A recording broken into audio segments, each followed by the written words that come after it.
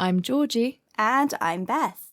Leaving home, getting married, and a parent dying are three of the most important experiences in many people's lives. But perhaps the most defining moment in some women's lives is the miracle of birth. In other words, having a baby. Throughout pregnancy, a lot of care and attention is given to expecting mums. But as soon as the baby is born, this attention moves to the newborn baby, making sure they are healthy, warm, and safe. We talk a lot about baby nutrition, but what the mother eats can be just as important, especially the first meal after the intense effort of giving birth, whether it's chicken soup, a glass of champagne, or a good old cup of tea. In this program, we're talking about what women eat and drink in the first few weeks after having a baby. And as usual, we'll be learning some useful new vocabulary as well. But first, I have a question for you, Beth. A typical pregnancy lasts about 40 weeks. But when does an unborn baby's stomach start to grow in the mother's womb? Is it A, at 3 weeks, B, at 5 weeks, or C, at 8 weeks? I'll say the baby's tummy starts to grow at about 5 weeks. Okay, Beth, we'll find out if that's the correct answer later in the program.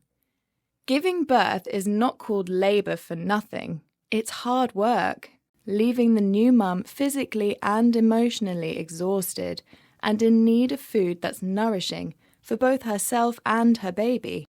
Here's Alison Oman Lowy, Deputy Director of Nutrition to the United Nations World Food Programme, explaining more to BBC World Service Programme, The Food Chain. A woman who is breastfeeding and during that postpartum time, the first 6 months, she could need up to 650 additional calories a day, which actually is quite a bit more than she even needed in addition during pregnancy. Alison says that women need to eat even more calories postpartum, meaning after childbirth, than they do during pregnancy. That's especially true for mothers who are breastfeeding, feeding their baby directly with milk from her breasts. How new mums get those extra calories changes from place to place, and different cultures have developed their own traditions about what foods are best.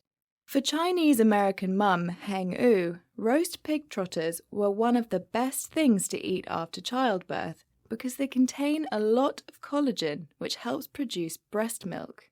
And when Ruma, whose Punjabi family originally comes from India, gave birth to a baby boy, her mother cooked panjiri, a kind of spicy nut mix with cashews, almonds, and melon seeds to promote breast milk and help the healing process. Listen now as Ruma explains how important her mother's help was to BBC World Service Programme, The Food Chain. So the first 10 days were amazing. My mum came to stay.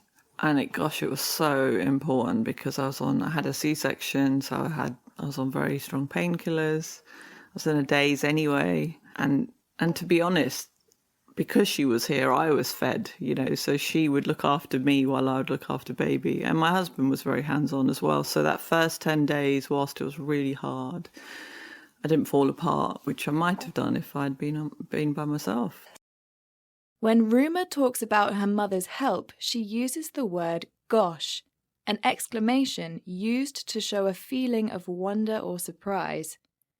Ruma also says she was in a daze because of medicine she was taking for pain.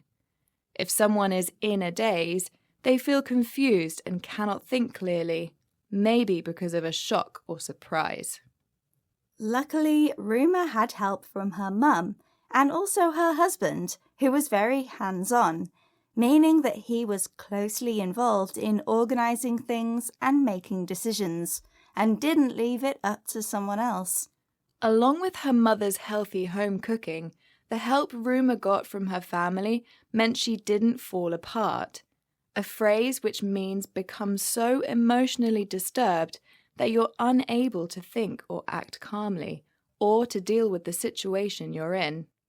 New mums have to be expert jugglers, balancing a new baby and recovering from childbirth with getting too little sleep.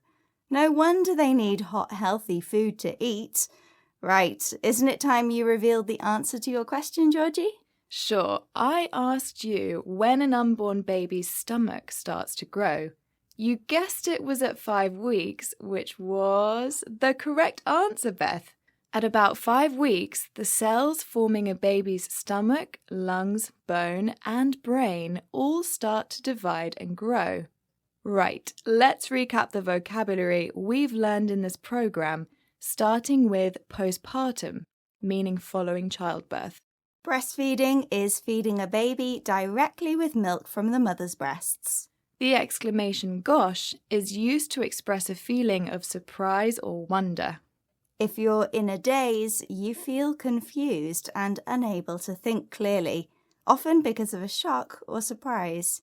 If someone is hands-on, they're closely involved in organizing things and making decisions, rather than just talking about it or getting someone else to do it. And finally, the phrasal verb fall apart means to become seriously emotionally disturbed so that you're unable to think calmly or to deal with the difficult situation you are in. Once again, our 6 minutes are up. Join us again soon for more trending topics and useful vocabulary here at 6 Minute English. Goodbye for now. Bye!